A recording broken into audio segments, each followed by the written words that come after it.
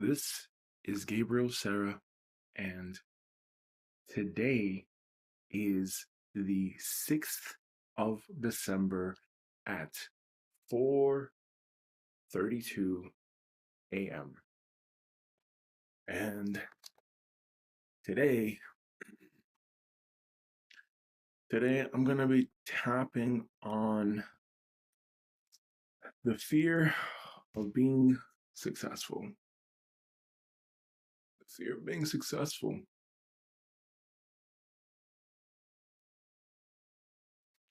Emma told me something very triggering yesterday. Um, Actually, no, not true. That's a lie. I'm lying to myself. I'm lying to myself. I'm not, no, what the fuck? I'm not doing this. Come, stop with that bullshit. Emma told me something about there is a family in the country of Austria in Salzburg, and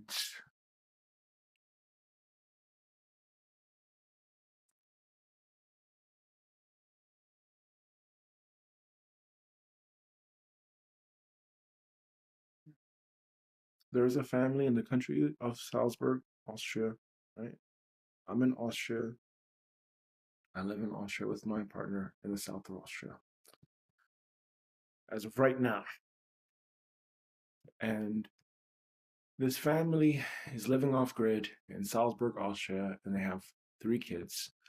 And she told me yesterday that these 3 kids, the government is threatening or took them away or has threatened to take them away because A, the parents are living off grid, and B, the parents didn't want to send their kids to public school. So they're probably likely getting homeschooled. And she told me last night when we came back from our walk, she said, I'm going to tell you something, it may be triggering. So I started tapping. I noticed that the feeling was actually less than 10%. So what I said before was a lie. I don't know why there was that part of me that said that. And it's probably because there is that part of me that is very dramatic. And I'm going to address that dramatic part. Actually, hang on a second. Create a reminder. What do you want to be reminded about? EFT tapping topic : release the drama king dramatic part of me. Okay, I had it. I got that from my mama.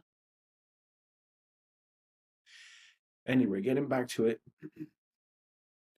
As she was telling me this, I noticed, okay, I don't really feel triggered about this. I started laughing because I just found that so absurd that there is a government that is really trying to be so authoritarian that they would either threaten to take away someone's kids or take away someone's kids because they are living off grid, they're trying to be in touch with nature, they're trying to be self-sufficient and sustaining, and they don't take their kids to public school. They probably homeschool them. Why? Because they probably know that the public school system is an indoctrination system, just like the monetary system, just like the legal system. It's all just like the criminal justice system.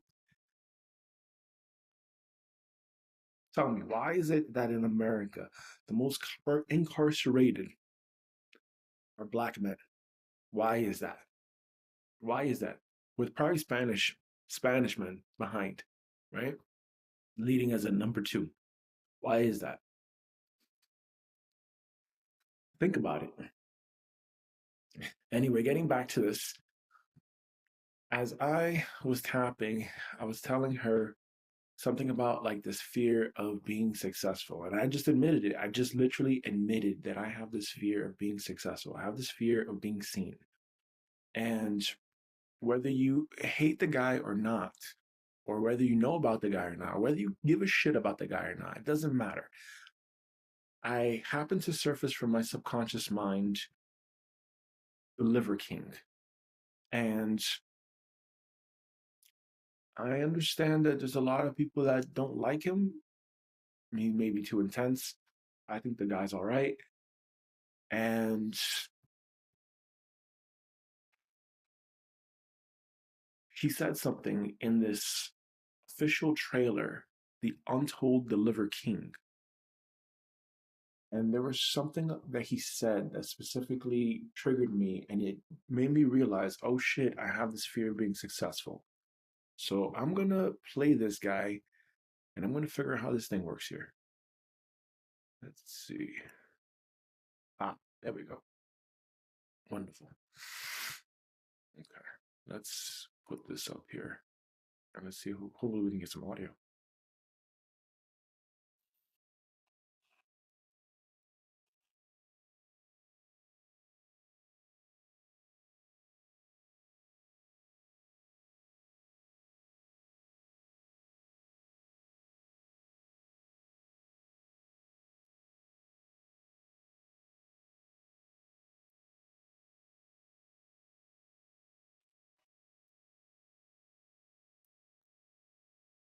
Okay, I see why it's not going. Let's see if we can go to this guy and put this guy on. And let's see if we can turn this one down a little bit and play from the beginning here. Liver is king! Liver king, liver king, liver king here. I've been working out for the last 35 years. The last 15 of those years, I've been living an ancestral lifestyle. Why eat vegetables when you can what? Eat testicles. Just bone broth, liver, and meat. That was disgusting, yet very ancestral. Business had been growing 12% a quarter, every quarter. We have videos with hundreds of millions of views. Primals, primals, primals. I felt like new levels of invincibility. Light it the fuck up. That kind of feeling is dangerous. I don't think anybody was ready. Okay, that was the part right there. That was the part. It's the feeling. It's that feeling. It's that feeling of success. That was it. Let me replay this again. Hundreds of millions of views. Primals. Growing 12% a quarter. And meat. That was disgusting, yet very ancestral. Business had been growing 12% a quarter, every quarter. We have videos with hundreds of millions of views. Primals, primals, primals. I felt like new levels of invincibility. Light it the fuck up. That kind of feeling is dangerous. That kind of feeling is what? As he said, dangerous. That kind of feeling is dangerous. And I put this to the right because I realized maybe in the future I want to have it here to the right or something. Is that better? Yes. Slightly. No, come on. Yeah. Okay. So if I'm to the left, you're going to try to do that. Okay. Whatever. Good enough is good enough, baby. Baby. All right. So it's that part right there. That feeling is dangerous. That feeling is dangerous. Did this thing even capture the thing? Ugh. I don't know. I do not know if this thing even captured it. It doesn't seem like it did. Or did it? Wait a second. Let's see.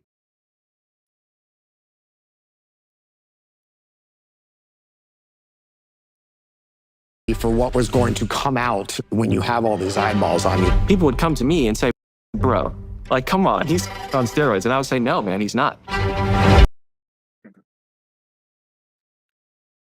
All right. I think that's it. Let's see how it goes on the playback.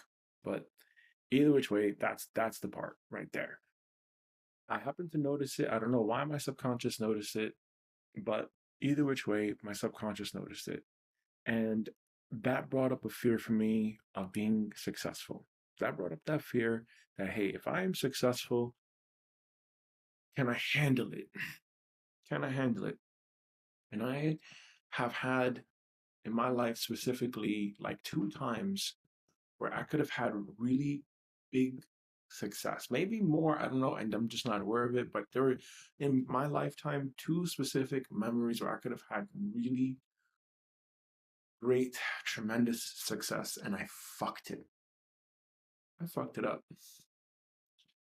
And that was with my personal training bootcamp. And then it was with my previous YouTube channel. I did all this work and all this stuff to get it going. And then when it finally came time to actually doing it and taking it to that next level, I somehow sabotaged it. I know how I sabotaged it now at this stage. I know that there's that part of me that tries to like do that over optimization bullshit. And that's not useful. That is not useful at all. So I'm very aware of that part of me that tries to do that. I'm very aware of that part of me that wants to optimize things to the point where like there's no need to even do it. There's no need to even touch something, and yet you still touch it. You're trying to you're trying to fix what's already working. That doesn't make any sense. There's a saying that goes, if it's not broke, do not fix it. Just leave it the fuck alone. And for whatever reason, I couldn't do that at that time. I'm aware of that now, and I'm aware like, hey, look, good enough is good enough. Even though there's that part of me that doesn't feel enough, okay, there you go. That's the connection. It's because I didn't feel enough. I felt like I had to adjust the outer world stuff, right? All the stuff that I was doing outside of me to feel good enough. To feel good enough. And as Hemel was telling me the story of how this family in Salzburg, Austria, is either having their kids taken away or threatening to have their kids taken away, the parents, the mother, she made a video and she said some things that I guess on the video went very viral. And so now they're getting that exposure.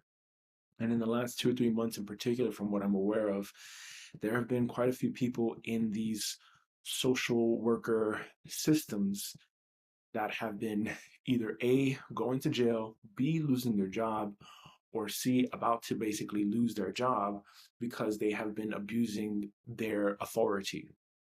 And this is a common pattern that I'm seeing with people.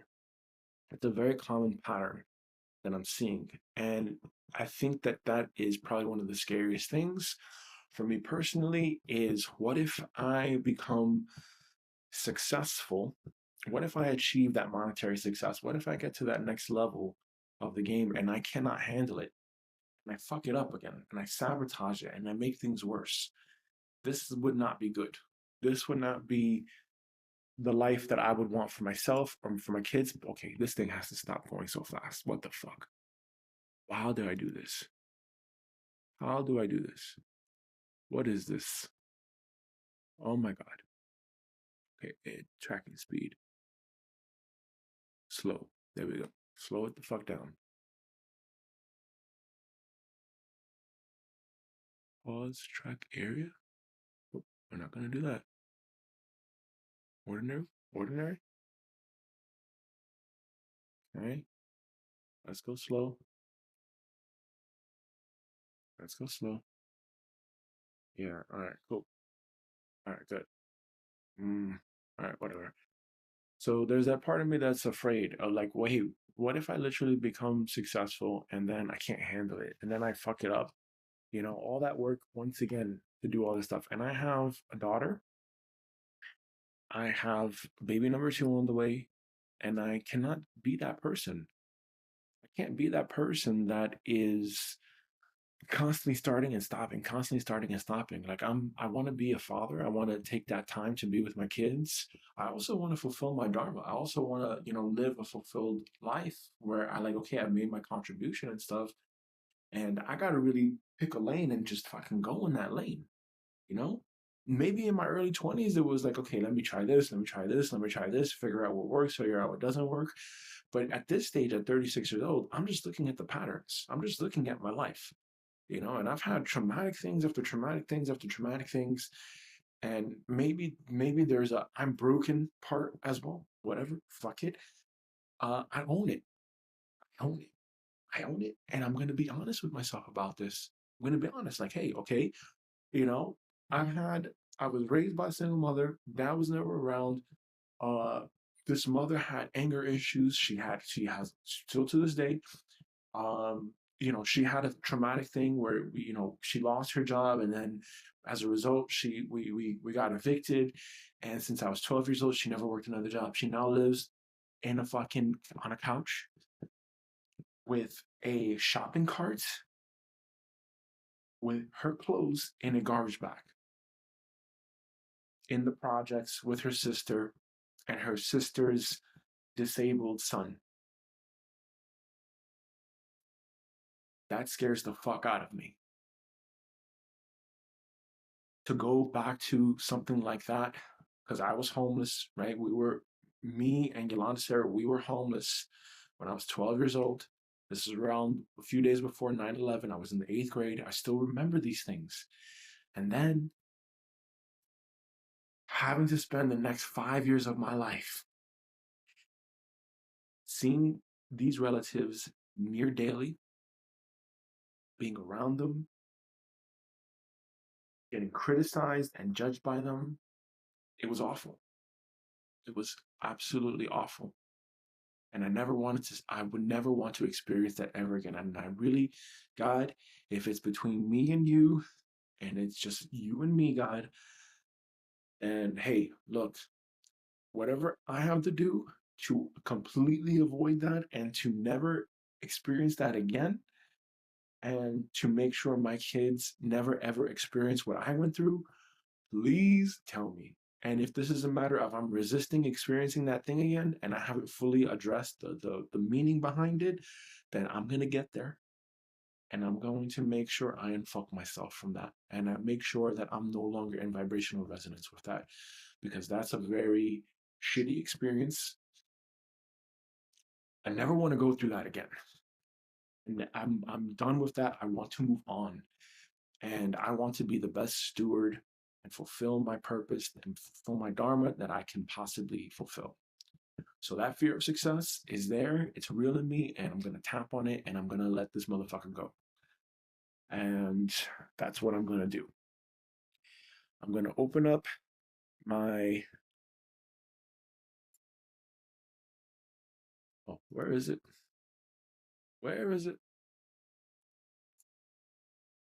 What did we do? What did we do? Oh, there we go. Hello. Oh, okay. But that's why now. Yes, okay. So I created that free EFT GPT that I told you that you can download, okay? And basically, what I want to say is I have a fear of being successful, right? So all you have to do is literally just tell the thing what you're feeling, what you're afraid of, and that's it, okay?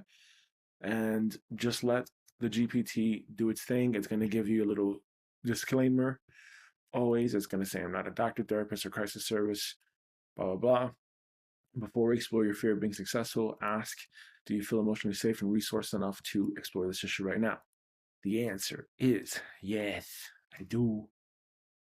Okay, yes. And I'm going to update this every once in a while to work out some kinks, but this is pretty much it. Okay, what is the single issue you want to work on right now? You mentioned fear of being successful. To make sure we're working on the exact layer that feels most alive for you. How would you phrase this specific issue? I'm scared of, I'm scared of if I'll, right. I'm scared if I'll lose myself. I don't think I can handle it. I sabotage myself. Right. Okay, so basically,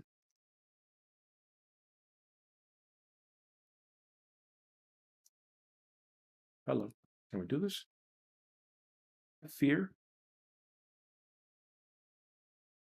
Nope, not it.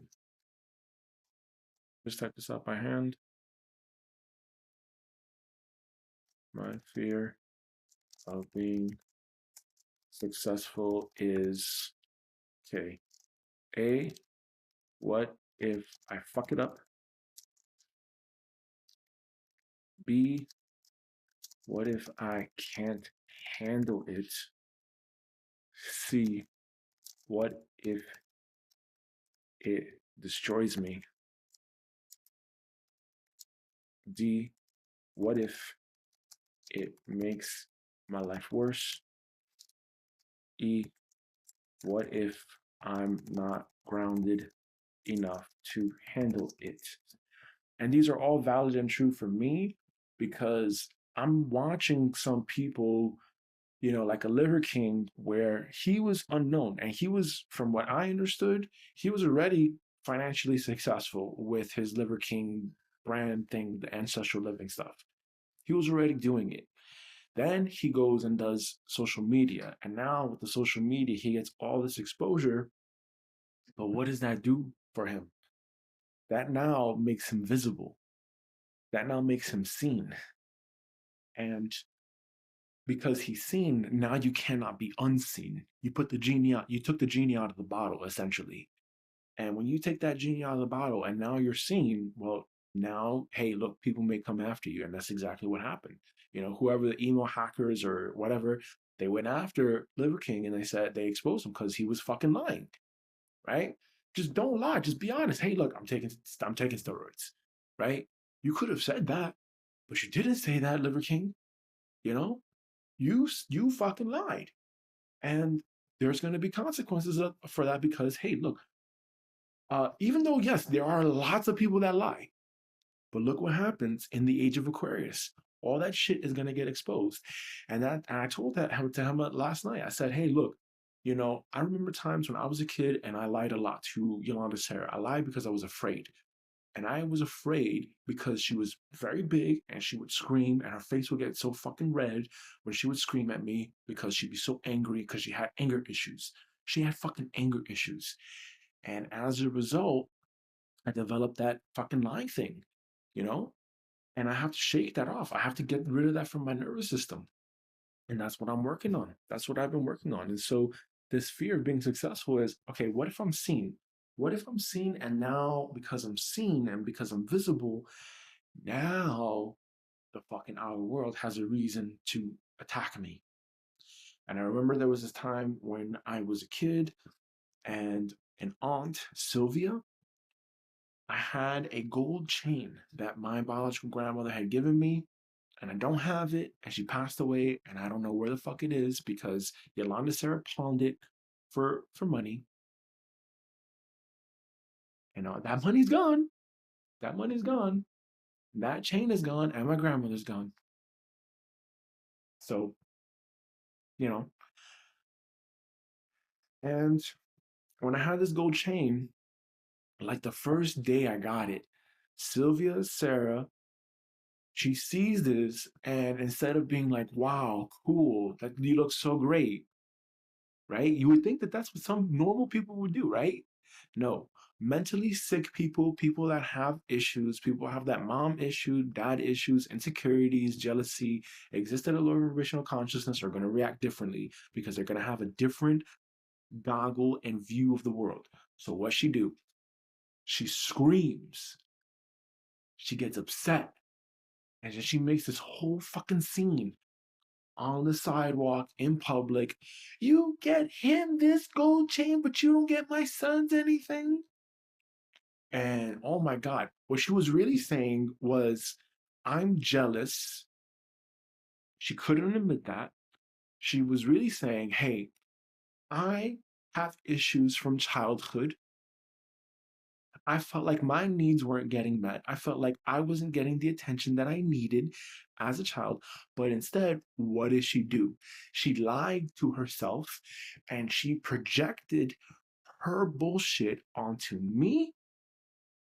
And as a result, that imprint caused me to feel, number one, oh shit, I did something wrong. Number two, I felt like I could not have nice things. And so as a result, I've lived a large part of my life trying to get the cheapest things. And number three is I felt like, okay, if I'm seen, if I'm shining, people are going to have a problem with that, right? And you're going to get what are called fucking haters, right? Haters or the trolls or whatever the fuck it is. And that for me is very scary. Mr. Beast was on the Diary of a CEO, and while I don't watch much of his content, I like his videos where he says hi me in like 5 years, hi me in 10 years. And to see how far he's come in this time since he started is just incredible. And I'm very proud of him. And he said something in the first 30 seconds of that Diary of a CEO clip where he said he gets these death threats. And that for me is it's like, that's sad almost, because here's this guy, from what I see, he's doing a lot of philanthropic work. He's putting smiles on people's faces. He's got a whole bunch of, he's world famous. And you hate this guy for what? For what? He released this video, Hi Me in 10 Years. And he was doing a behind the scenes on Mr. Beast 2. And he said that around that time when he created these videos, he should have been studying for that history test. And instead, what wound up happening was he was making YouTube videos. He was making YouTube videos because he wanted to make it as a YouTuber, because around that time, his parents were bankrupt or something like this, or going through a divorce or bankrupt or whatever. And he couldn't even afford a camera. And look at where he came from. Look at that starting point to where he is now. That's incredible. That's incredible. And for him to get death threats, because why? Because he's seen, because he's visible, because he's successful, because someone is jealous of his success, that makes me very afraid. That makes me very afraid. Like, what if I have that success? I'm, I don't know. I don't know. What if I am successful to the point where people start threatening me? For what? For what? You don't know my story. You don't know what I've been through. You don't know. You haven't walked a day. You haven't experienced one day in my life. You haven't been there for the darkest moments. You wouldn't know. So there's that fear of being successful, because I equate being successful in this era, in this timeline that we're in, with being seen, with being heard, with being influential, and also with having financial success, and also doing the thing that you want to do. It's not just enough for me to be like, okay, well, I'm making all this money, but I'm a miserable fuck, and I have these golden handcuffs. No. For me, it's very important to have like a huge cushion to where if I lost it all of a sudden, I could continue on that lifestyle and just be fine the way that I am until I figure out the next thing. Because I probably, in this lifetime, us millennials, we're probably going to live to like 120 or 130, maybe even 150. That's what some people are saying. Don't know how true that is. But if most people were retiring at 65 and we're coming into this new era of artificial dominance, artificial intelligence, and all these technical innovations, by the year 2050, the world is going to look pretty sci-fi, I would imagine. I hope. Unless, again, we have these extraterrestrial forces or these governments or whoever the fuck, tooth fairy, whatever, that is withholding advanced technology from people. And maybe rightfully so, because a lot of humans are shit. There is a very small percentage of humans, I think, at this time that really want to make a difference in the world. And for a lot of people, it's still a scarcity thing. And, maybe it's not their fault. Maybe it's just that there is a system out there that wants to control and keep people in scarcity and poverty and make people believe that there's an illusion that, the world is going to end, the world is going to shit, all this bullshit, blah, blah, blah, blah. And getting back to the point of what I'm saying here is that fear of success is not going to serve me. It's not going to serve me, because maybe I have medicine to give. And I've thought about that.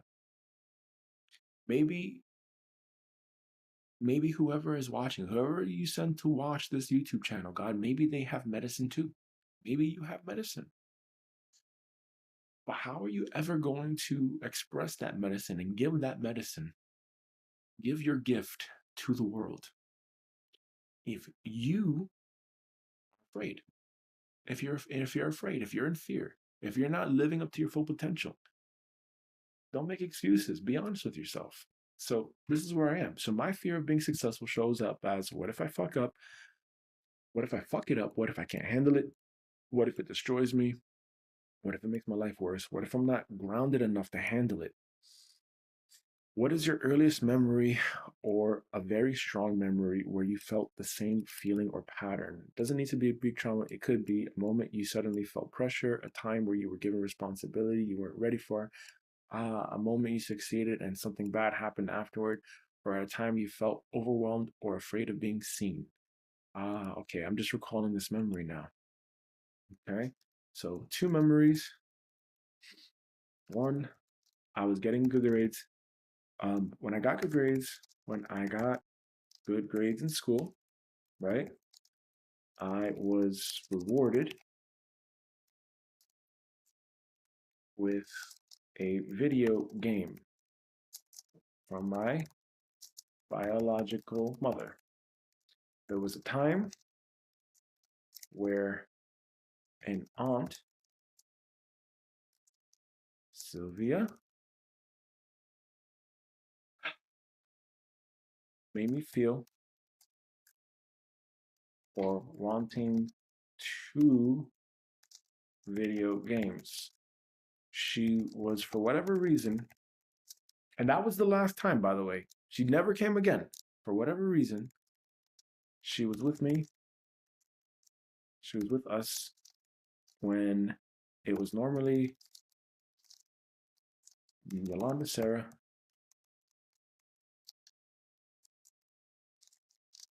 biological mother. And I call her by her government name for the purposes of creating that distinction that she was a human. She was not always my mother. And that's just a title, that's a possessive title. And I choose not to possess.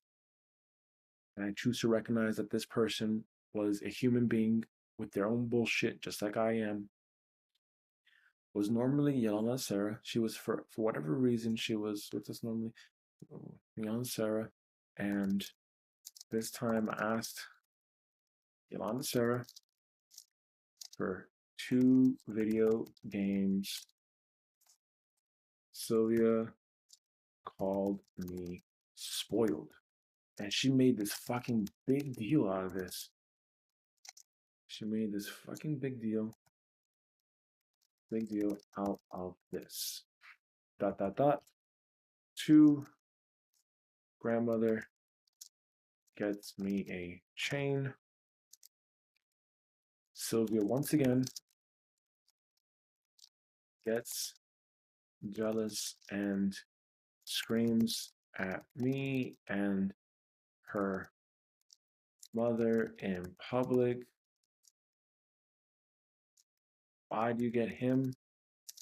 I still remember those words. I still remember that to this day. Why do you get him why do you get him nice things and you don't get my son nice things? My son's nice things, ... And then number 3 was in elementary school. And that's an embarrassing one. And I'm just being honest because I was fucking lying. I'm a little fucking liar. There's that little motherfucking liar in me. And I'm aware of it. And I'm not going to bullshit it. I'm not going to bullshit myself. You know? So I'm going to explain this one. In elementary school, my biological mother helped me write something about a gazelle in flight. And the teachers liked it so much that they wanted me to type it out on the computer. They kept asking me if I wrote the fucking thing. And I was scared to say my biological mother wrote it. So I took the credit for it because I was afraid that the teacher would be like, your mother can't help you with your HW. Because, man, I did not want to do fucking homework. I did not want to go to school. I really legitimately did not. I hated school. I hated being around other kids. I hated learning this bullshit. It was so stupid for me. It was so stupid for me. And there's a lot of kids that I hear stories from Hama's relatives who do work in schools and who know people that work in schools. And a lot of these kids have fucking anxiety. A lot of these kids have anxiety. They're fucking having suicidal thoughts. They're suicidal. Last year, there was a woman from fucking the meditation group where her daughter killed herself. She committed suicide because she didn't want to go to school. She was like miserable. Whatever the fuck is going on in school, I don't know. But Hemlin was even telling me here in Austria too that these fucking teachers, they're fucking thinking that they're God and they want to fucking flex their fucking fake ass power. And so she had this one accountant that was trying to fail the whole class and being a fucking absolute bitch. And these things get me so angry. Like, you're fucking abusing your power. You're abusing your fucking power. You're abusing what you have been given, and it's going to be taken away. And I know that. I know that. Because God is going to fucking punish you. God will get you. I tell you, this is one thing that I've seen in my lifetime. If God wants to get you, God will get you. And I learned that shit fast, and that's why I'm doing my best to be humble. Bitch, be humble, sit down. That's what I'm trying to do every single day. I'm going to humble myself, God. So I get it. You are watching. God is watching. God is everywhere. So I don't need the outer world to expose me. I'm going to expose myself, and I'm going to be brutally honest. I'm going to be blunt. No matter how much it hurts my ego, I'm going to dismantle my ego bit by bit until I'm completely neutral. That's it. That's my truth. So I was scared about that situation. My biological mother, she was helping me with my homework. My attention span for school at that time was very low. And I didn't like school. Even though I got good grades, I did not like school. I did not like school. Oh, maybe I got good grades because she helped me. That's a possibility. But then how would you explain that I actually finished high school? How would you explain that I actually was able to, right? I guess not. Because I was able to go to college. No one helped me with my fucking college. I put myself through school. Fucking did the tests. I did all this bullshit. I was not necessarily a fucking 4.0 student, but I finished that motherfucker. And that's it. And that's just it. I finished that fucking thing. And that's it. C's get degrees. Whatever. I finished. Doesn't matter. And I went on to go and get 2 bachelor's degrees, a master's degree, and a fucking doctorate. Explain that one. Explain that one.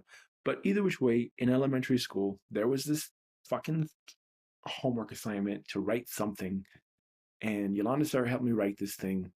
And it was something about a gazelle being in flight. The teachers liked it so much that they wanted me to type it out on the computer. They kept asking me if I wrote the fucking thing. And I think they even brought the dean in, Mr. Shearer, who passed away. But I was scared to say that my biological mother wrote it because then they would be like, oh, your mother can't help you with your homework, or to that feeling of embarrassment that like students, the kids in the class are like looking at you. And that's the thing. All these kids in the class,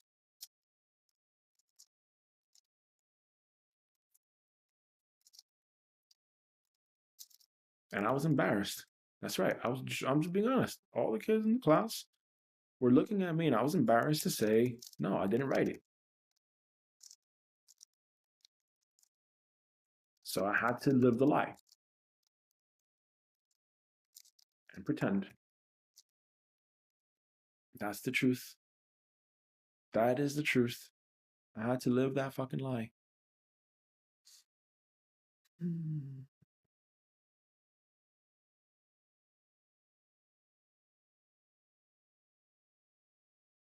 Yeah.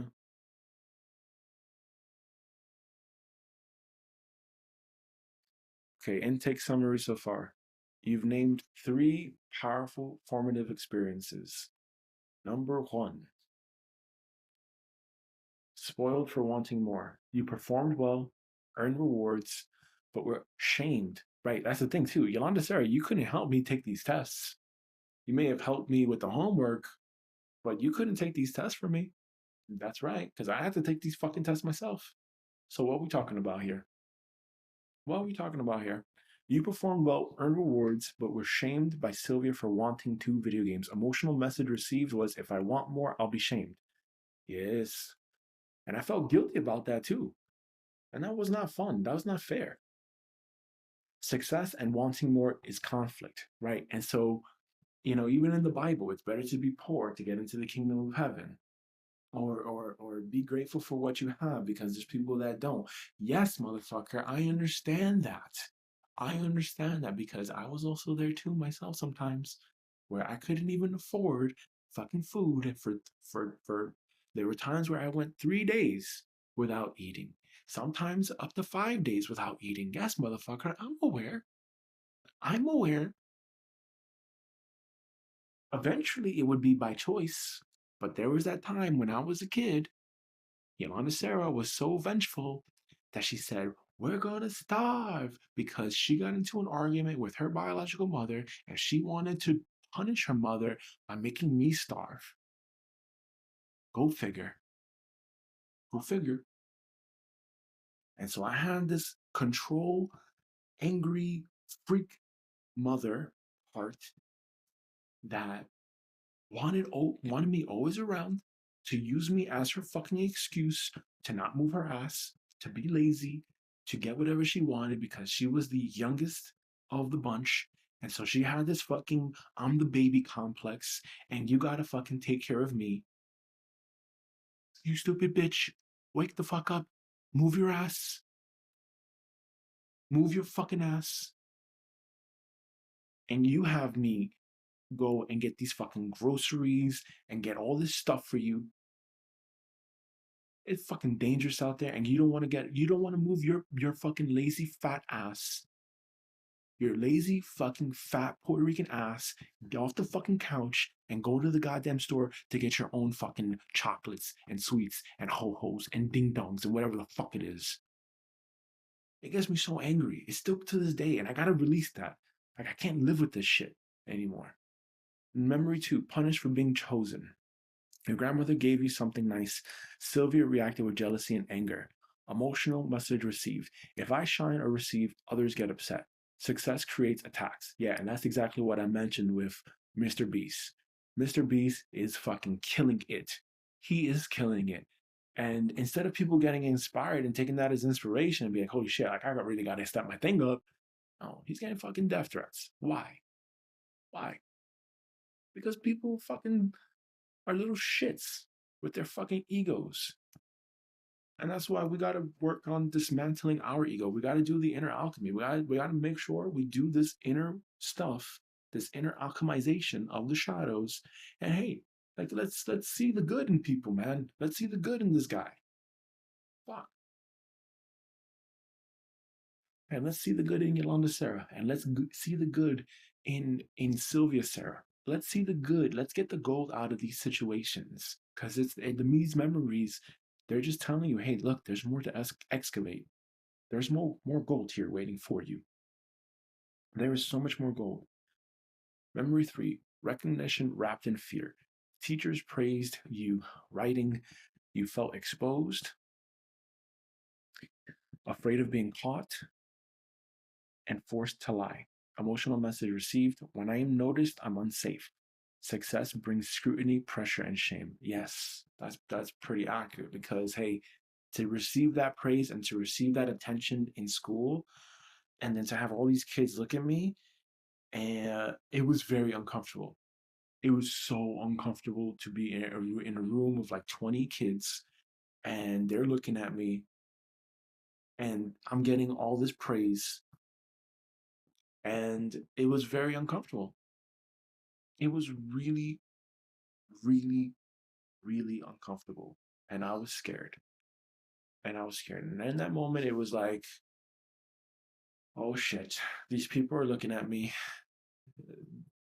Am I gonna get in trouble for saying I did not do all of this myself? Am I gonna have a problem here? So what do I do as this little 8-year-old, 9-year-old boy, or however the fuck old I am, maybe 10 years old, I don't know. And it's scary. It's scary. And so, you know, and there's that fear of being successful. It's the fear. Together, these memories tell a story. Success wasn't safe. Being seen wasn't safe. Receiving wasn't safe. And wanting more definitely wasn't safe. This is exactly the kind of root pattern EFT is designed to release.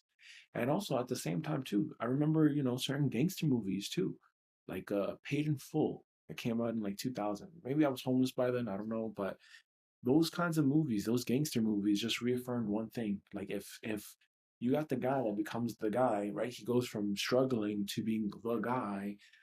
Like you gotta watch your back because then you got a camera that's gonna fucking get you. It's gonna try to get you. Man, that's scary.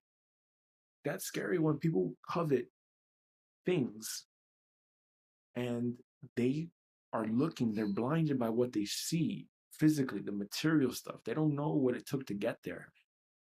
They're blinded. You don't know what it took, Mr. Beast, to get to Mr. Beast. We don't know what it took, whoever's at the top of their field to get to the top of their field. It takes time. It takes dedication. It takes fucking, God, oh my God, it takes a long time. And it's fucking tiring sometimes, It's fucking tiring. Like I've been at this entrepreneur building business stuff since fucking college.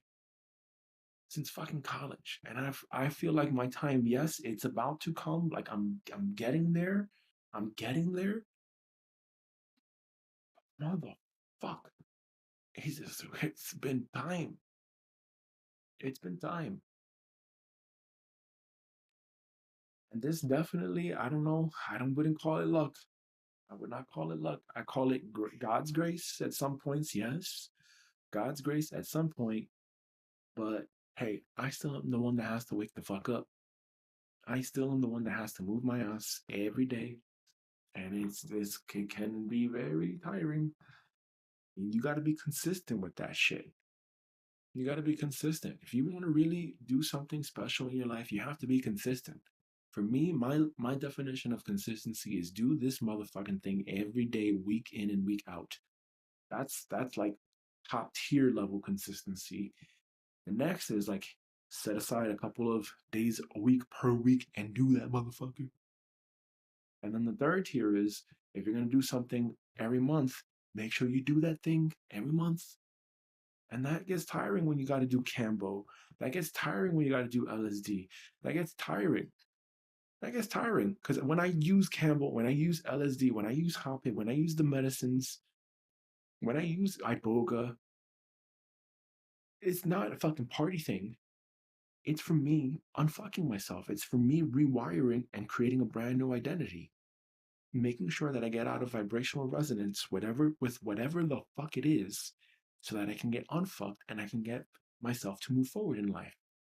And I've had to do a lot of this inner alchemy stuff, this inner work stuff, because of fucking Yolanda Serra, because of Sylvia Serra, because of the Frank Serras, and because of the David Serras, and because of all the fucking people I've come across in my lifetime. They're all fucked up. And I'm fucked up as a result. And I'm getting myself unfucked up.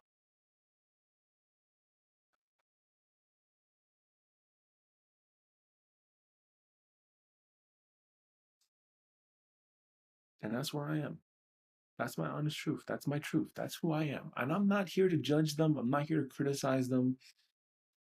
No, they have their life to live. They have their karma. They have their purpose in life. Fine. I get that. Respect. God bless you. I love you. I apologize. Please forgive me. Thank you. In the name of the Father, and the Son, and the Holy Spirit, God bless you all day, every day. But I got to focus on me. I have to focus on my family. I have to focus on my daughter. I have to focus on getting my daughter back from these fucking crazy people that wanted to force a surgery on my daughter when she was not even technically born yet. At 38 weeks old, you want to fucking do surgery on her when your anesthesiologist already said that the surgery was planned? You said it's an elective surgery, it's planned. You don't have to do it, but you have to do it. What the fuck sense does that make? Tell me. No, but you're the doctor. You're the doctor. And so the fucking outer world puts these doctors and these fucking lawyers and these people with these bullshit titles on a fucking pedestal because that's the way the system is designed. And that's an illusion. And then you have the nerve to take a family that is living off grid, not having their kids go to public school because they probably want them to be homeschooled, and you're fucking either threatening to take them away or you took them away. That's like the story of the fucking mom that I heard as well from Hema, where she's giving her child muffins to eat or something like this. The teacher has a problem with it and then says, "You can't feed muffins." And then the mom keeps giving the muffins, and then the teacher calls Jugendamt, Child Protective Services, and then they take the kid away. What the fuck sense does that make? Tell me. What sense does that make? You really gonna fucking break apart a family and traumatize children, innocent children, for your own selfish agenda to keep your system going because you know that the more you have taken kids away, you can justify on paper more government spending and funding in that sector. So what do? You're gonna fucking take kids away from their parents. You're gonna break apart, you're gonna try to break apart a family because most families, yeah, they may not have the financial resources to have lawyers and things like this, and then they don't get their fucking kids back. And then their kids are legally now adopted, fucking basically legally trafficked a child through your fucking legal system. And I know that at this stage of my life, I can't go back. The genie's out of the bottle. I'm out of the fucking bottle. I can't go back into fucking la la land anymore. I'm now awake. I'm awake. I've been awake for a few years now. I've been awake for a few years now, and this is just another level that I've gone to. I've just gone to another level. And I think that also now makes me, the word I'm thinking of right now in my head is quote, air quote, dangerous. So dangerous. But that's an ego thing. I choose to humble myself and I choose to recognize that, hey, if God is creating these situations, if you're creating these situations for me, God, I choose to think to myself that you're doing this for my greatest and highest good, and that you have my best interest at heart, and that ultimately,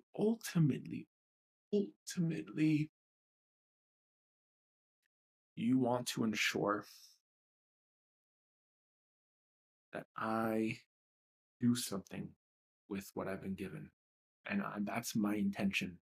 My intention is to do it with great grace, with great love, wisdom, and power, and to be really balanced in that, because with all the power and no love or no wisdom, it would be destructive. It would be so destructive. And I see that. I really get that now. I really, really get that now.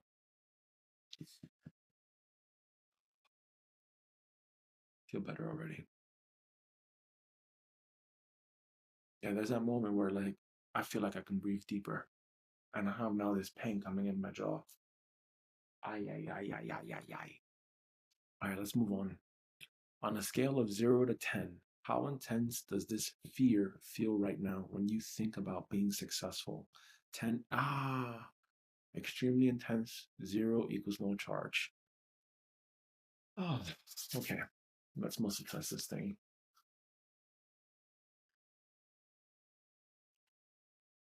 Thank you, God, for this water. Bless this word for my grace. That's good. Thank you.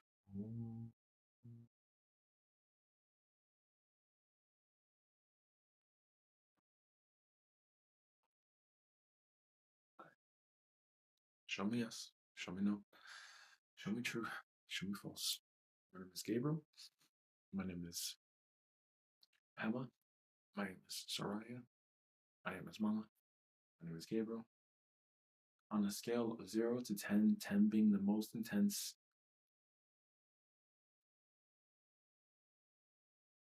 the fear of being successful has an emotional charge of 5 or higher. Fear of being successful has an emotional charge of 5. The fear of being successful has an emotional charge of 6. Okay, we're at a 6. We're at a 6 today. Okay? So maybe it was higher, but with all the tapping, maybe it went down. And just me talking about it, it just started going down. But yeah, there's that fear. There's that fear. And like with the Liver King too, like he lied, you know? He could have said in interviews he takes steroids, but he said no because it was protecting his brand and it was making him more money. And so he got, let's be honest, he got addicted to probably that success.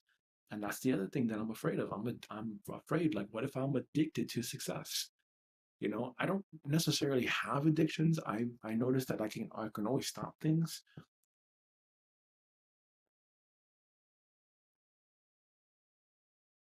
So I don't think I have an addiction problem. I'm just afraid though, like, what if I'm not grounded enough? What if my vessel cannot hold success? You know, that's a scary thing for me. And I'm just being honest with that. You know, there's people that achieve success and then they don't handle it. There's people that have success and then they do handle it. You know, and I want to be able to handle it. And that's the thing for me. I want to be able to really be grounded enough to handle great success. And I think that that's really important because, hey, look, success for me, it means, hey, you, number one, financial success, spiritual success, emotional success, fulfillment. You do the thing that you enjoy doing. It doesn't feel like work. You can do it for hours. You get paid to do it. And it helps something. It may not help people. It can help animals. It can help, you know, the planet. It can help something. It can do something positive. I think that's success for me. And I get to do what I enjoy. And I don't clock into a job where someone tells me, this is how much you're worth. This is how much you get paid. Blah, blah, blah, blah, all that bullshit. That is soul sucking for me. That's soul sucking for me. And that for me is not successful. And I think that, hey, look, God put me here on earth. God, I think you put me here on earth to do something special. And I don't think it has anything to do with working a job for other people. I think it has to do with serving people sometimes, yes, sure. And I already know, like purpose.com, all the stuff that I'm doing, I already know it. I've already gotten there. It's just now doing it and just not being afraid. 6 is a meaningful level of intensity. We're right in the range where EFT works beautifully. We'll continue the required intake sequence for EFT GPT instructions. Can I actually click on this thing and see it? Oh yeah, you can actually see it. Oh, that's great. Oh, no, never mind. Okay. Please give a vivid description of one of these memories, the one that feels most alive in your body right now. Choose whichever memories carries the strongest charge as you think about it. Being cold, spoiled. No, we already did that. Being attacked publicly when you receive something nice. No, we've already done this much. Ah, there we go. Number 3. Pick the one that hits the hardest right now. Which one of these hits the hardest? Okay, we're gonna figure this out. Another version of muscle testing that I use. It's in my greatest and highest good to work on memory number 1. It's in my greatest and highest good to work on memory number 2. Oh, there we go. And memory number 2. It's in my greatest and highest good to work on memory number 3 right now. Okay, it's in my greatest and highest good to work on memory number 2. Being attacked publicly when you receive something nice. Oh. Okay, so I'm gonna write this down. It's gonna be memory number 2.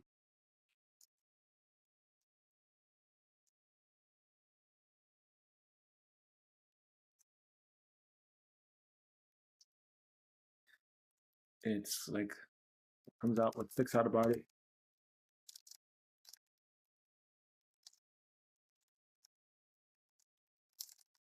Right. And so anytime that I say something and I'm making these responses, I realize that it's just a reflection of me. So that it's very, very likely there's hate in me. All right. There's jealousy. Right. So maybe there's jealousy in me. There's comparison.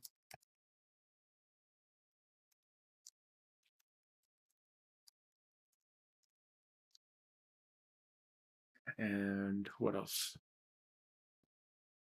It's just I see this person. I see this person who's a grown ass person getting really upset and acting like a fucking kid.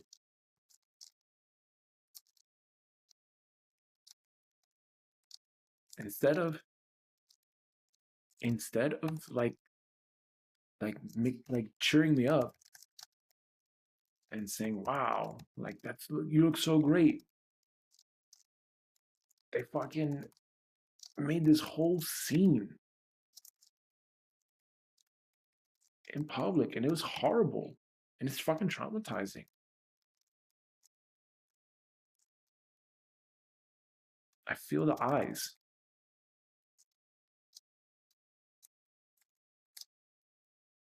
Right. And then also too, that's also created this thing in me of being shy. Like then I started talking less. To this day, probably I have mumbling, stuttering problems. I have all these fucking things. I'm cursing a lot. And that's another thing too. When I try to express myself, people are like, "Oh, you're cursing too much. Stop cursing. Stop cursing. Shut the fuck up. Shut the fuck up. You don't know what I've been through." God. I'm tired of those voices in my head, and I'm tired of those people that were telling me, "You curse too much. Stop cursing." Who the fuck are you? Who the fuck are you? I don't recognize your authority. Who are you to tell me stop cursing? Fuck you. And there's all these memories. There's all these memories in my head, and I have to work through all this bullshit.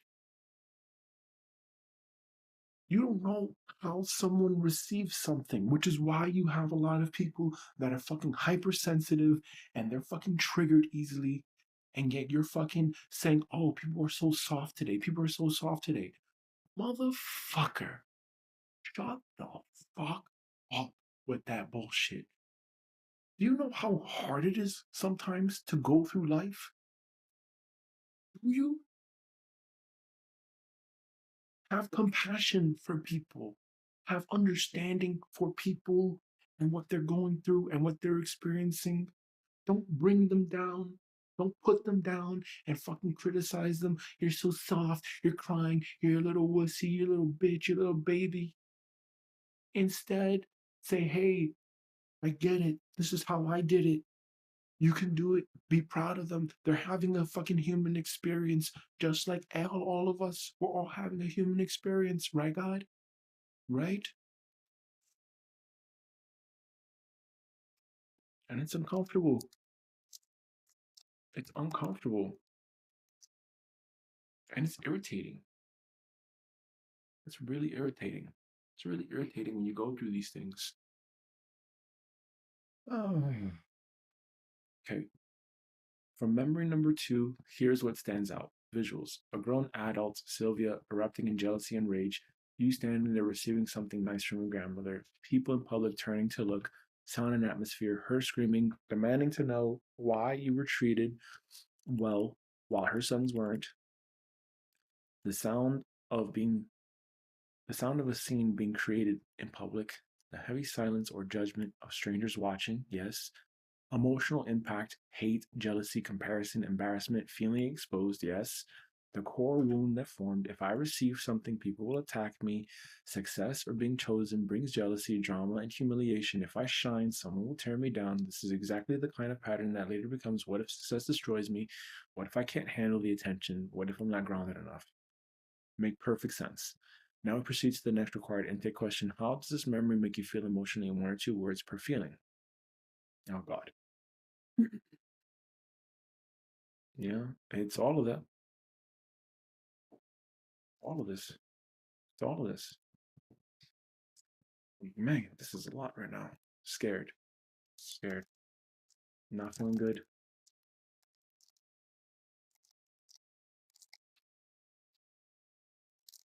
Felt like I did something wrong.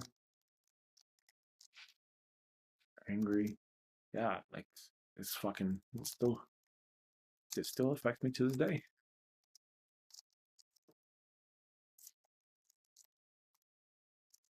It's fucking irritating.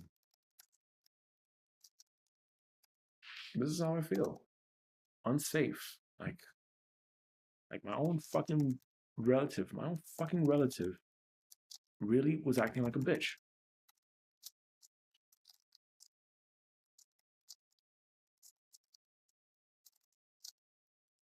And hating on me.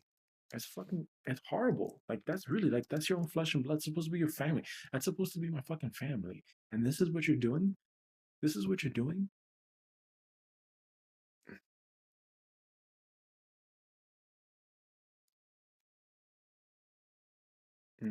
Yeah.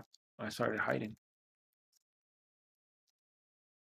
I started hiding my desires and not wanting to dress nice or show that you know, looking good basically. Yes. Yes. Yeah.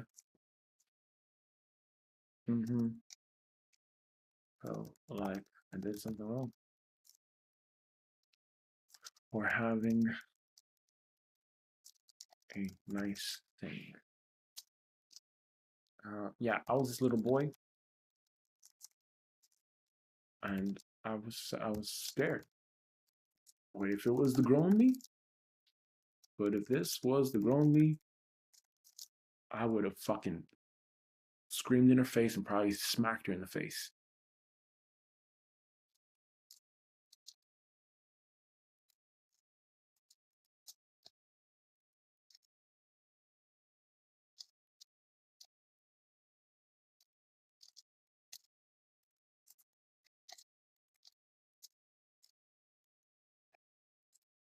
And I'll just be honest. Like, hey, look, even Jesus, even Jesus was called the Lion of Judah. Let's not pretend here. Jesus was referred to as the Lion of Judah. And maybe Jesus would have whooped that ass. I don't know. I really don't know. Yeah. Mm, I don't know. Maybe. Maybe. Yeah, there's a lot of feelings that come up during those moments. There's a lot of feelings that come up.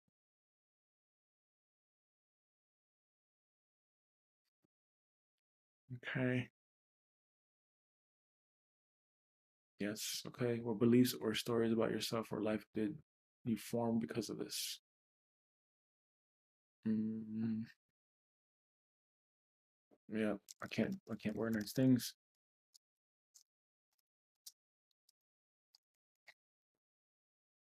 Yes. Yes. Yes.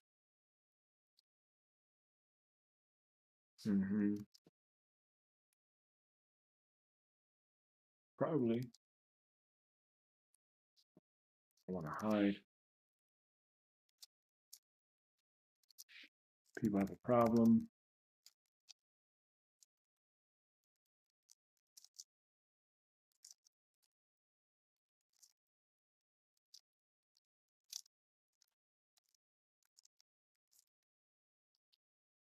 Yeah.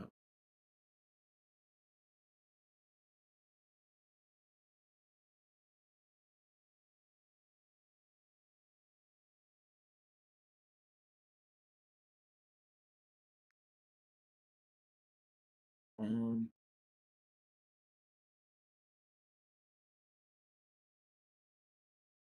I don't know. I just feel angry in my chest, throat, head, I think.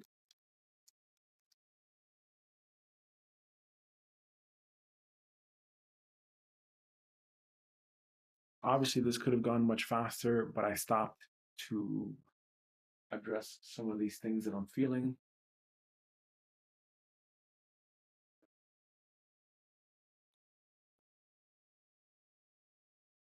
This intake in actuality can take less than 10 minutes.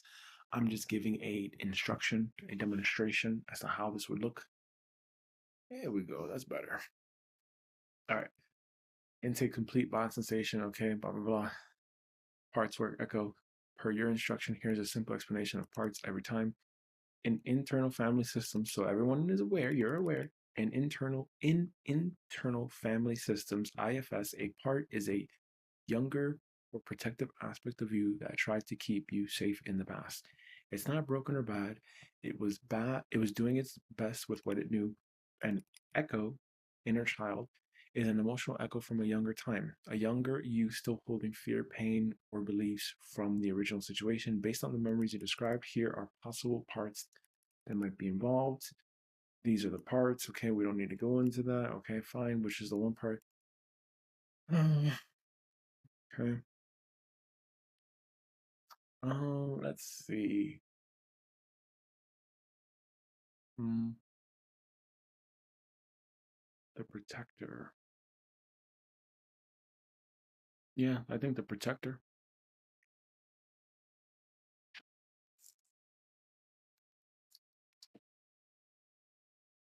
Yeah, I think there's that part of me that does try to protect myself. I think I do try to protect myself from being successful because it's much better to have that, like, I at least I'm like here at this level. Like I'm not successful, but I'm also not struggling and I'm just here. And if I go to that next level, then what if I do start to now get noticed and etc. And that can make me uncomfortable, and maybe there's that protector sabotaging part. Okay. Okay, here are the EFT setup statements. All right, cool. You were shamed, attacked, or humiliated for receiving something good. Your fear of success is tied to these exact parents. What if I fuck it up? If I can handle it, okay. All right. Cool.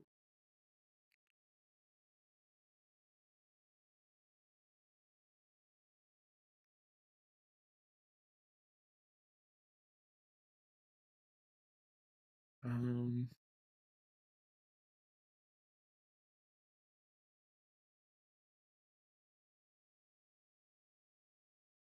I'm looking at the EFT setup statements.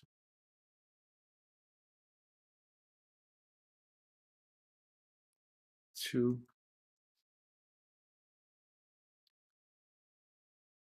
And 6. Let's go.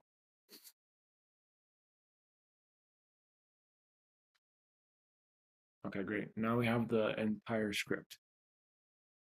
Okay. We're going to tap 5 to 10 times on each point. We're going to go through the rounds and we're just going to just work on this. I've already said pretty much everything that I need to say. And now after this, it's just going through it, releasing it, and then getting all that stuff, the intensity down to 0 or as close to 0 as possible. Put on my headphones. I listen to an app called Brain FM. It's right here. Let's see if I see this pretty accurately. Yeah, so this is the Brain FM app that I got right here. Okay. You open it up. We got these different modes. Got these different modes. We go to meditate, unguided, 40 minutes, and we're gonna clear this out in the next 40 minutes. Remember, I started this at a 6. Maybe it was higher. I don't know.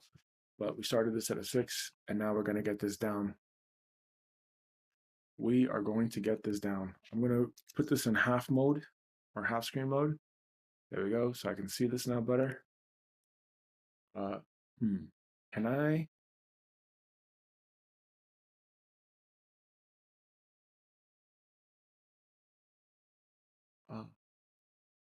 Whatever. Yes, let's do this. Let's go back over here. Bingo. See my face. And let's go here. There we go. Of course. Of course. Let's figure that out, Gabriel. Come on. Genius. All right. All the EFT tapping points are in the description. Let's get to work. Starting with the karate chop statement. This is the psychological point, and it's the initial, let's start addressing what it is, and let's unfuck ourselves here. All right? So you can obviously tap with me. And yes, and tap points in the description, right? And you can tap also using your own words. All right? So tap using your own words. I'm done talking. Let's get to work on this. Even though I was humiliated and I felt unsafe receiving nice things, I honor how hard that moment was, and I'm open to healing this now. Even though success feels dangerous because of how I was humiliated, I choose to be kind to myself as I release this from my body and nervous system now. Even though the humiliated boy still feels unsafe receiving nice things for the work that he put in, I honor how hard that moment was, and I'm open to healing this now. Even though success feels dangerous because of how I was humiliated, I choose to be kind to myself as I release this from my body and nervous system. Even though the humiliated boy feels unsafe receiving nice things, I honor how hard that moment was, and I'm open to healing this now. Even though success feels dangerous because of how I was humiliated, I choose to be kind to myself as I release this from my body and nervous system now. This fear of shining, this anger in my chest, throat, and head, this part of me that learned shining equals danger, this fear that if I receive good things, I'll be attacked again, this protector who keeps me small to keep me safe, this belief that I did something wrong by receiving, this humiliation that still burns in my body, this fear of being seen, this memory of people staring while I was shamed, this part of me trying to control how much I shine, this doubt that it's safe to be successful, all this anger at how I was treated, all this anger at how I was treated, the sadness of learning I had to hide, this overwhelm from not feeling protected, this belief that good things come with consequences. It felt really unsafe. Getting screamed at by someone that wasn't my mother just already affirmed to me that you're going to probably get screamed at for the rest of your life. You're probably going to get screamed at by everybody, and that people are not going to fucking appreciate you. People are not going to like you. If you have success, people are going to get jealous. People are not going to want to see you shine. And that's very scary. That's very scary. What if people kill me? What if people want to murder me, steal from me, rob me, lie to me because I have something that they want? And I remember there was that time where Frank Sarah, an uncle, that motherfucker, he lied to me, and he He he literally he lied to me to convince me to buy a $5 fake ass gold chain that he said was real gold so that he could have money for his weed or whatever the fuck it was, or his cocaine or whatever the fuck it was. And he lied to me as a little boy so that he can have his money for his drugs or whatever the fuck it is he does. And I buy this thing from him thinking, oh, I can give this to Yolanda Sarah as a Mother's Day gift.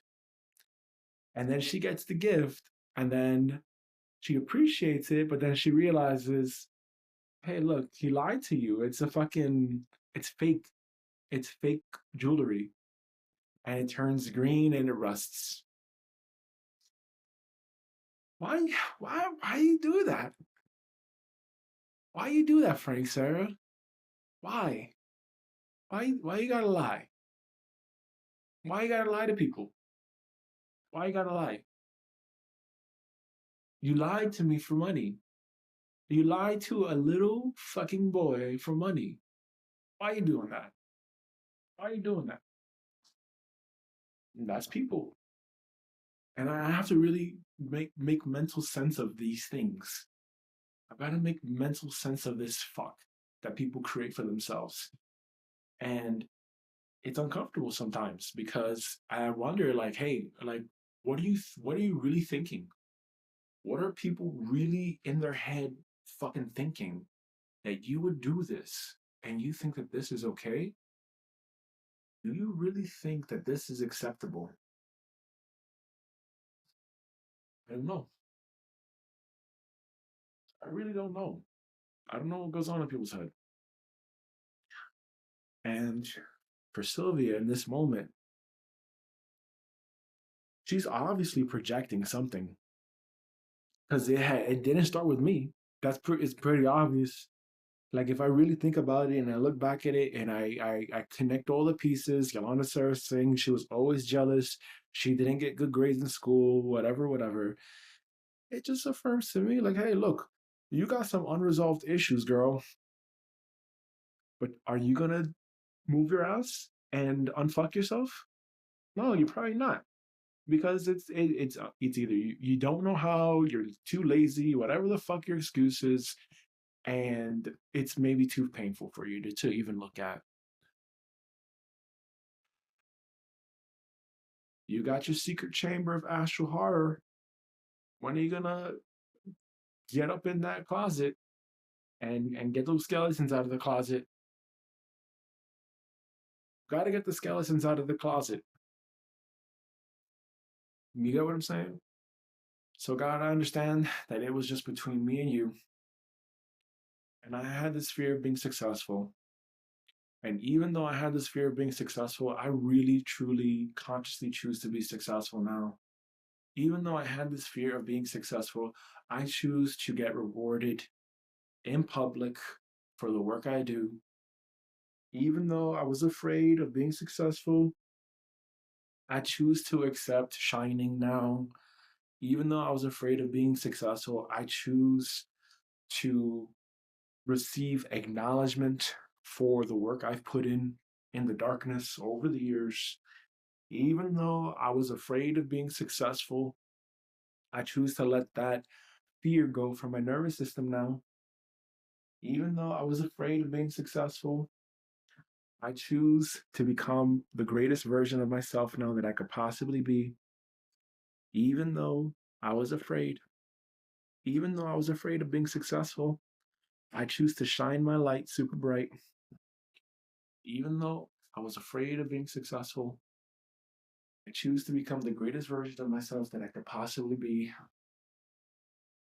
Even though I was afraid of being successful, I choose to shine my light now. Even though I was afraid of having massive success, I choose to become the vessel that can hold that light in my nervous system now. Even though I was afraid of being successful, I choose to shine my light so bright now.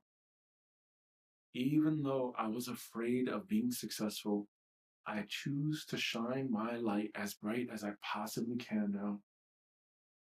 Even though I was afraid of being successful because of the consequences involved, I choose to handle that responsibility with ease and grace. Even though I was afraid of being successful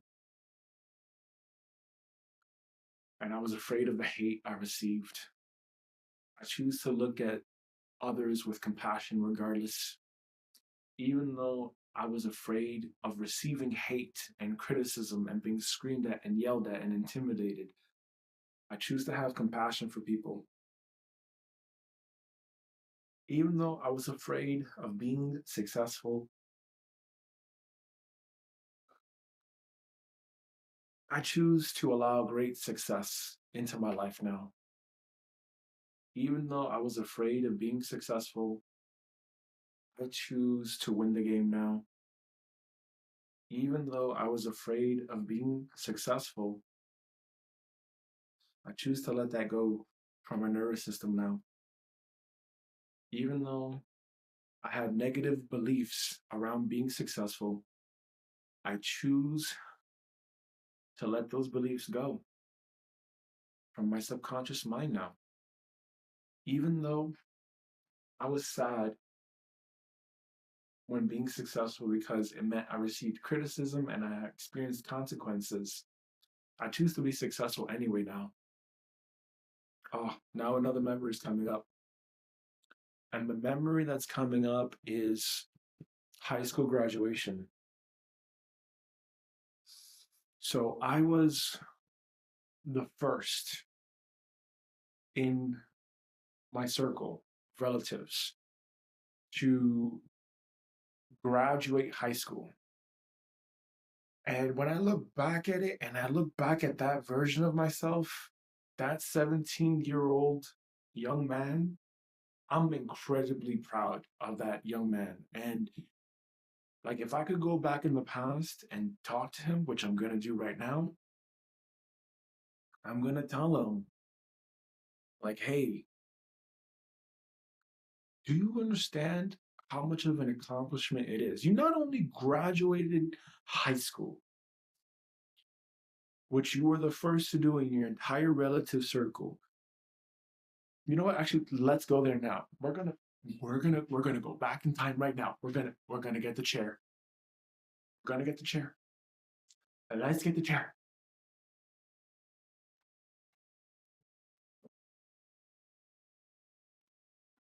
Let's get this chair. This is the part of me that was in high school, right? Maybe an echo, maybe a part. I don't echo probably not. This is that part right here. 17-year-old me right here. Hello. What? So to this part of me, to this echo, 17-year-old Gabriel, I'm right here. I'm right here. Okay, fine, whatever. Just imagine I'm in that chair. I don't know why it's not working out, but just imagine I'm in this chair right here. Okay? I'm in this chair right here. 17-year-old me in that chair. 17-year-old me in that chair. I want to tell you how grateful I am for you. I want you to really acknowledge this. So I'm going back in time. I'm seeing the 17-year-old me, and I'm telling the 17-year-old me, hey, it's 17-year-old me sees me, 36-year-old me, probably disappointed. Like, what the fuck? Is this really your life at 36? Oh my God. You're not successful yet? You're not a millionaire yet? Come on, man. What the fuck? But that's me.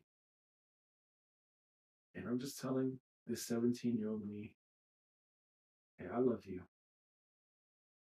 I really love you. And I'm so grateful for you. Okay, never mind. I'm so grateful for you. You know why I'm grateful for you? Because you've been through some shit. You graduated college at a time where you had all these people criticizing you, giving you shit, and you're homeless, and you passed all of these exams, you did all of this shit,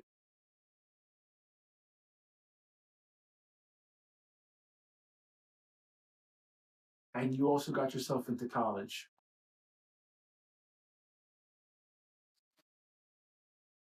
And I remember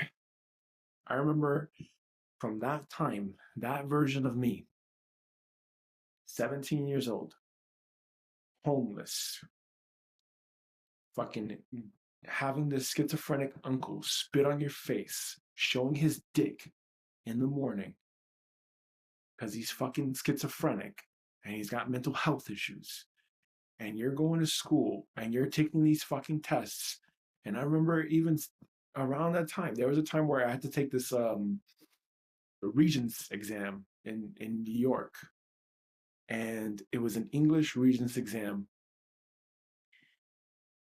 I took it 1 year, and then the following year, I think for my senior year, I had to take a certain remedial class because it was determined that I had failed the test. And then I told my English teacher, God bless that guy, really, God bless that guy, because he helped me he was the only one that believed in me and fucking helped me get into college. And if it hadn't have been for him, I don't know. I really don't know. But he was surprised and shocked. He was like, there is no way that you failed that fucking test. There's no way that you failed that test. So what did he do? He went to the office where they had the copies of the test. We looked for my copy of the test, and guess the fuck what? I had a 96 out of 100. So basically I had like an A plus on that exam. And they were saying that I failed that fucking thing. They were saying I failed that thing when I had a fucking 96 on that fucking thing. So I got a 96 on this. There was no Yolanda Sarah taking this test for me. I fucking passed this test. I passed all these Regents exams. I did all this bullshit. Passed all these tests. Get my ass to fucking college. Get it funded. Get it taken care of. Get all that stuff taken care of. And you're telling me you don't fucking show up. You don't show up. What I'm recalling in my head is there's this guy going through all this shit, 17 years old, passing these tests, doing these exams, fucking putting himself through school, all while being homeless, having no support, having all this criticism, having all this bullshit. And it comes time for my high school graduation. It comes time for my high school graduation. No one, not one of my relatives show up to my high school graduation. Not one. Not one. And what that signaled to me, I think, at that time was that success is going to be lonely. Maybe they were jealous. Maybe they just didn't give a fuck. And that's great. That's great. Now leave me the fuck alone. Now get out of my head. Seriously, get out of my head now. Get out of my head, Sylvia Sarah. Get out of my head, David Sarah. Get out of my head, Frank Sarah. Get out of my head, Yolanda Sarah. And these are the things that I've had to live through and deal with all these years later. All these years later.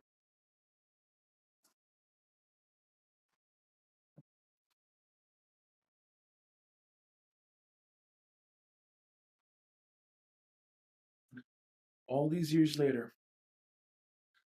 And I choose to be grounded enough to handle success. I choose to be competent and capable and not be destroyed by success. I choose to wield success, power, love, wisdom, victory, everything that is required for me to make my impact here on planet Earth. Because my time is going. I don't have much time left. I don't know how long I'm going to live. I don't know. But what I do know is that I'm going to keep going every single day, no matter what. no matter what, I'm going to keep going every single day. Every single day, I'm going to keep doing my best. I'm going to keep making it happen. And that's the only thing that I can do at this stage. That is the only thing that I can do. The only thing that makes logical sense. I was fearing success. I felt lonely. Like, you guys didn't go to my high school graduation. Didn't show up to any of my football games. It's lonely. And yet you have the audacity to criticize people for having success. You have the audacity to have hate in your heart when people have success. So, yeah, it's kind of scary. It's kind of scary, but I don't see them. I don't see the Frank Sarahs, the Yolanda Sarahs, the David Sarahs of the world, the whoever the fuck. I don't see them fucking moving their ass and trying to figure it out. I don't see that. I don't see that. What I see is them sitting on that couch, smoking their weed, going to bed whenever they want to, waking up whenever they want to. There's no alarm clock. There's no goal. There's no ambition. There's no desire. There's no true heart desire. There's no connection to God. There's no connection to spirit. There's no prayer. There's nothing. There's nothing. And I'm not judging. That's not a knock on them. That's not a knock on any of the Frank Sarahs, Sylvia Sarahs, and David Sarahs, and Yolanda Sarahs of the world. That's not a knock on anyone like that. I'm just saying, like, hey, why was I being afraid? Why was I having that fear in my heart? Why was I being afraid of the hate? Why? Because I wanted the love. I wanted the attention. I get that. At this stage of my life, I get that. But at that stage of my life, I was like, man, why are you being such a dick? Why are you being such a real dick to me? Why are you doing this? Like, hey, shouldn't you be? Look at what I just fucking accomplished. I fucking finished high school. None of you motherfuckers did that. I did this while fucking homeless. I passed these tests. I'm going to college. There's no congratulations. There's no hug. There's no kiss. There's not like, oh my God, I'm so proud of you. There's none of that. They can't even fucking say it. They can't even say I love you.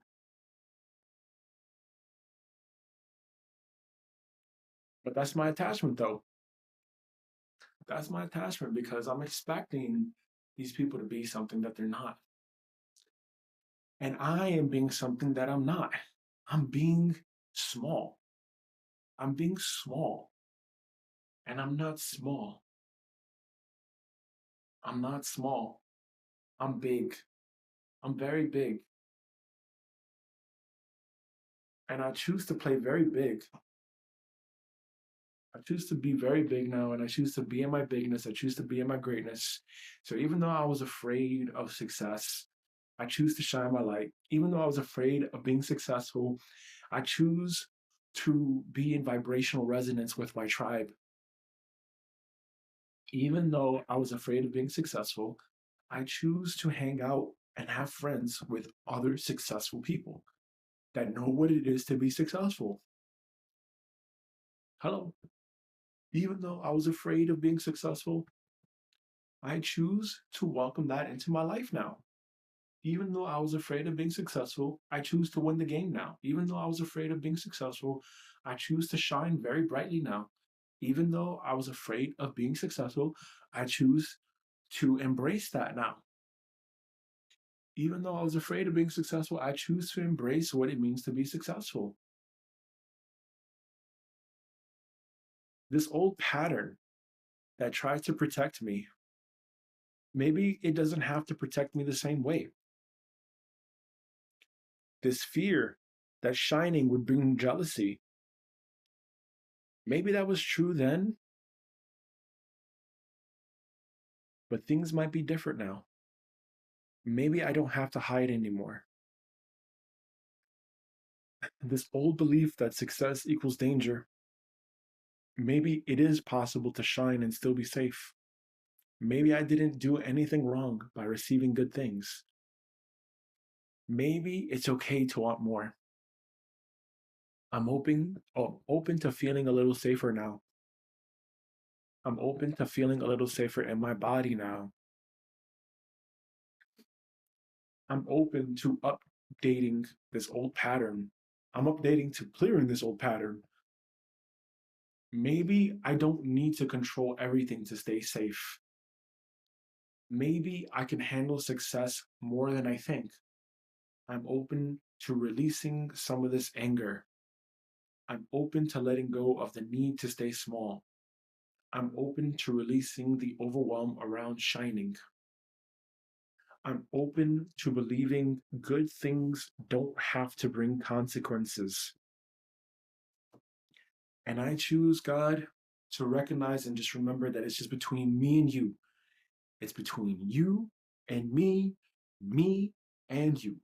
And all this need for validation and for attention was just the inner child, that inner part of me, that little child in me, wanting love and attention, wanting to say, hey, look what I can do, and then fucking receiving praise.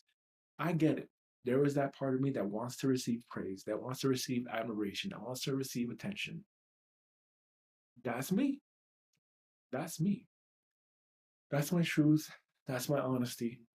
I'm being so honest. I'm being so real with myself. And I want to be successful. I want to be successful. And being successful to me means being able to hold it. It means being able to handle that responsibility very well and to handle it with grace. And I want to be a father. I want to have my kids have much better than I had. And I want them to always have a meal to eat every day. I want them to always receive hugs and kisses from me and praise. And I want them to know that, hey, I love them. Their mother certainly, absolutely loves them. And she's such a dear, sweet mother.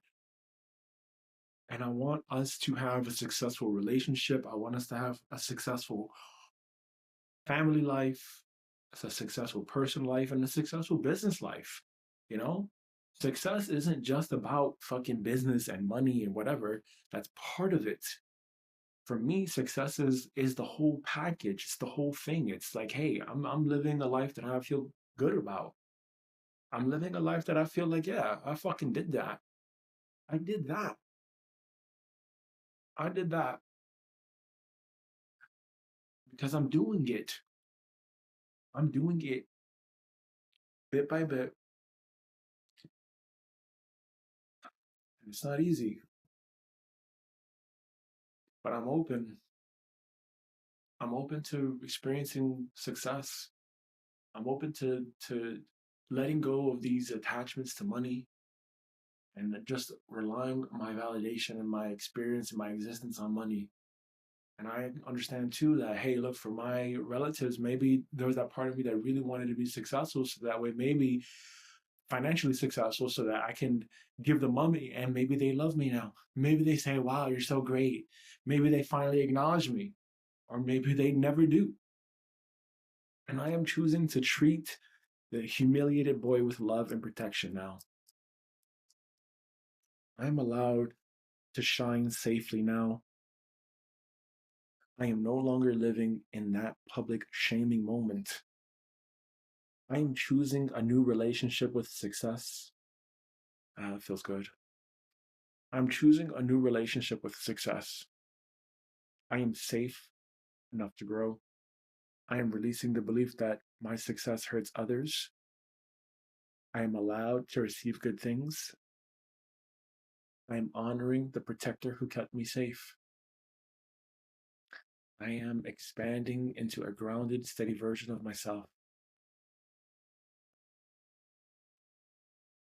I am expanding into a grounded, steady version of myself. I am not that small, exposed child anymore. I am willing to take up space. I am releasing old anger from my system. I am letting go, and I'm letting myself shine gently and safely. I am releasing the old danger from my nervous system. I am capable of handling success. I am choosing calm, clarity, and grounded power. I am reclaiming the truth that good things are meant for me. God, it's between me and you. And I get it. There's a lot of people that have the success and they cannot handle it. They sabotage themselves. They destroy themselves in the process. And that is something I never want from me. But at the same time, hey, like I never want to not experience success. I don't want to be afraid of it and not be able to handle it and not embrace it and not go after it. I want to, hey, I want to be able to handle this and I want to wield this power responsibly with great love, wisdom, and power. I want to experience success, God. And I choose that and I command that. I choose to be able to handle great success and be able to wield that blade. In the name of God and my mighty I am presence that I am, a great divine spirit team, subconscious mind, and the great white brotherhood of the highest vibrational frequency and consciousness, who love and support us unconditionally. With your unconditional love and support, I command, declare, and decree that I am able to hold great success in my nervous system now. I am the vessel that can handle lots more light now. I can hold a lot more light. I can hold a lot more success. It's okay to be successful. It's okay to be myself. It's okay to win the game. It's okay to shine my light. It's okay to shine super bright. It's okay to shine so incredibly bright. I let myself shine really bright.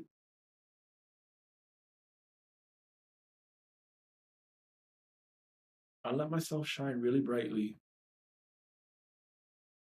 I let myself be seen. I let myself be heard.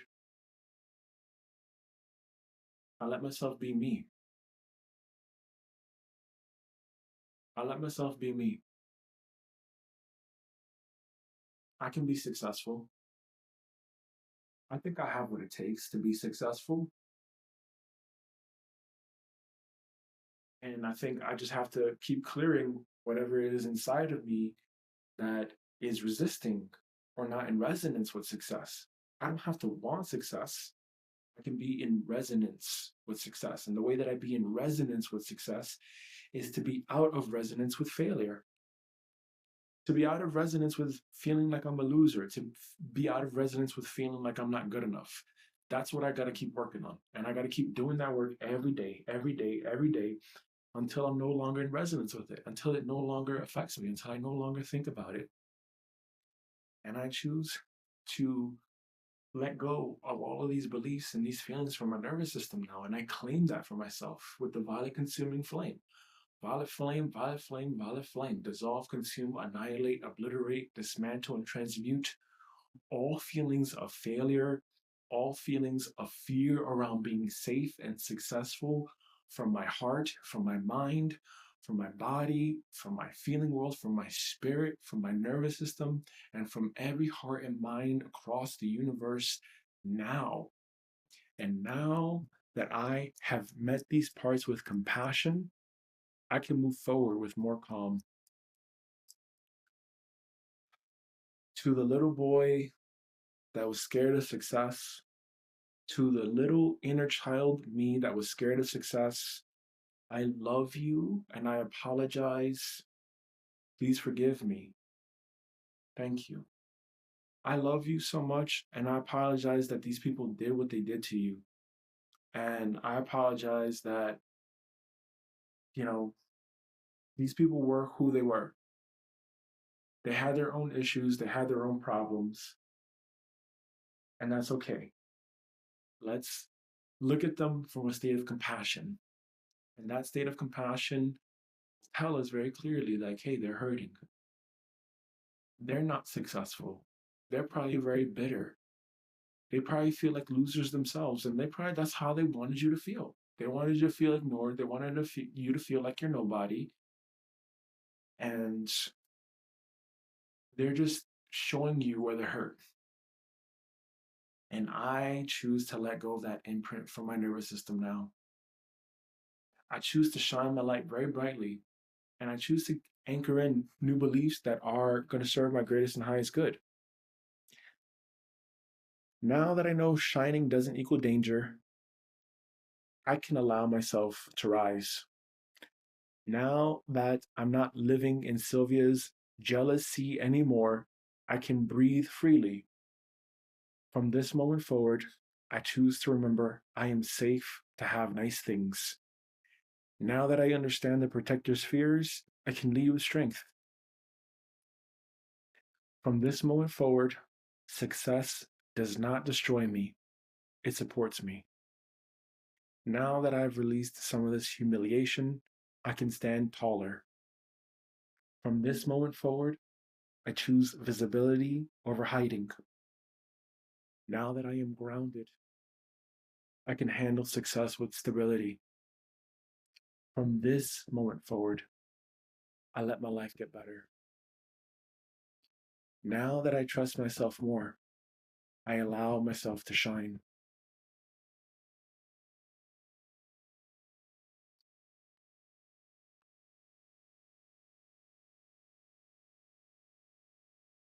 Now that I love myself. Now that I love myself. Now that I love myself. Now that I love myself, I do what is required to succeed. From this moment forward, I release the belief that good things bring consequences. Now that I've honored my anger, I no longer carry it alone. From this moment forward, I welcome support instead of expecting attack. Now that I am bigger than the childhood moments, I choose expansion. From this moment forward, I receive good things with ease and safety now. Take a deep breath in. Okay. Let's grab some water.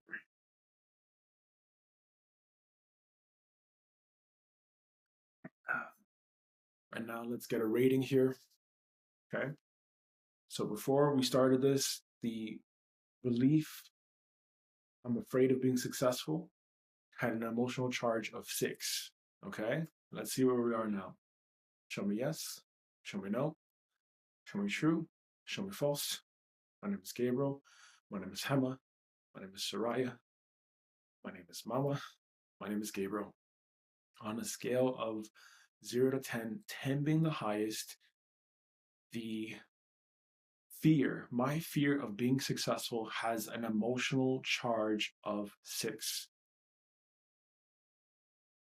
The belief that I am afraid of being successful has an emotional charge of 6. Okay. The belief that I have a fear of being successful has an emotional charge of 6 or less. The belief that I have a fear of being successful has an emotional charge of 5 or less. The belief that I have a fear of being successful has an emotional charge of 4. The belief that I have a fear of being successful has an emotional charge of 3. The belief that I have a fear of being successful has an emotional charge of 2. The belief that I have a fear of being successful has an emotional charge of 1. The belief that I have a fear of being successful has an emotional charge of 0.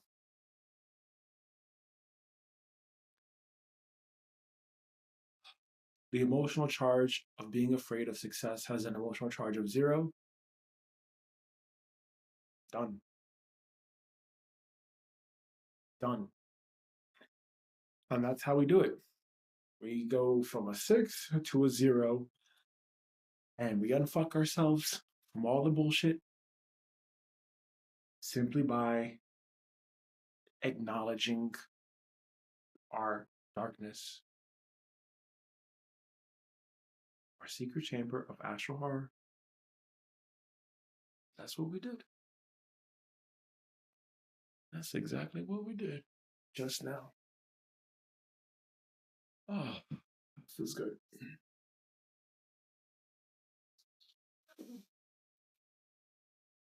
Okay. It's cold.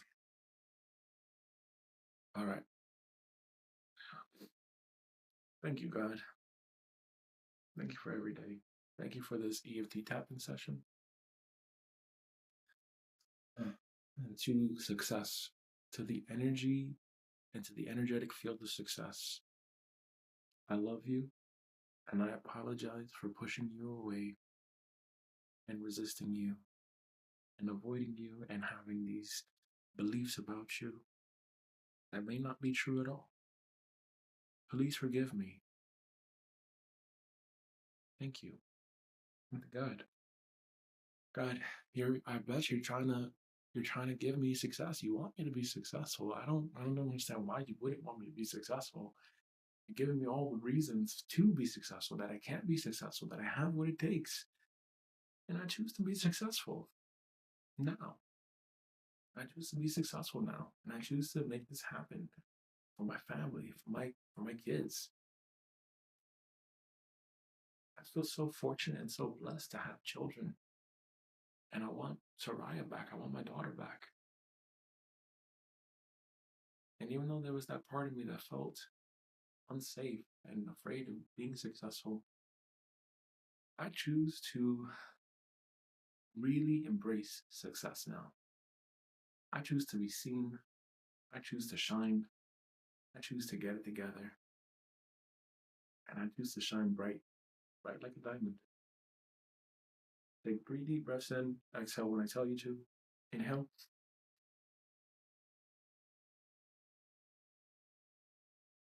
Exhale. Inhale. Exhale. Inhale.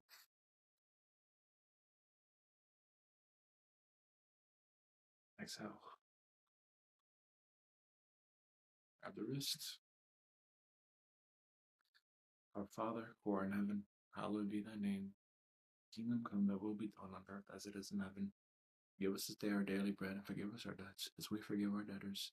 Forgive our debtors, as we forgive our debts.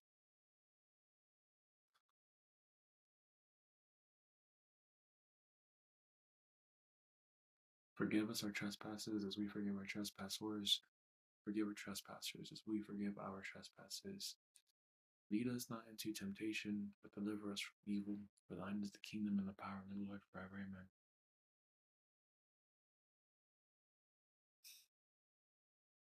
Thank you, God, for today. Thank you, God, for all the blessings, miracles, and gifts of today.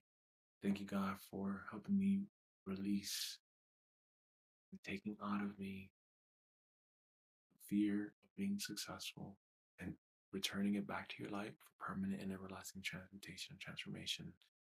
Thank you for regulating my nervous system to handle great success now. And thank you for doing this for every heart and mind across the universe, if they are ready for it, and if they are welcome to it, and if they are willing to embrace it. Thank you. If you found that EFT stuff helpful and you want to do this for yourself, you can download the free EFT GPT, which is linked in the description. And it's what I used today, and I'll be making some updates to it. But otherwise, this is pretty much how it looks like every single day doing this work. So I invite you to come back tomorrow. I invite you to join tomorrow's live stream. Tap with me. Tap on your own shit. Unfuck yourself, just like I'm unfucking myself every single day. And this is the inner alchemy. This is the inner stuff that is required to change the game forever, for the better. All right? And remember, you are loved. God loves you. We love you. Until next time, namaste. Oh, now I gotta work out.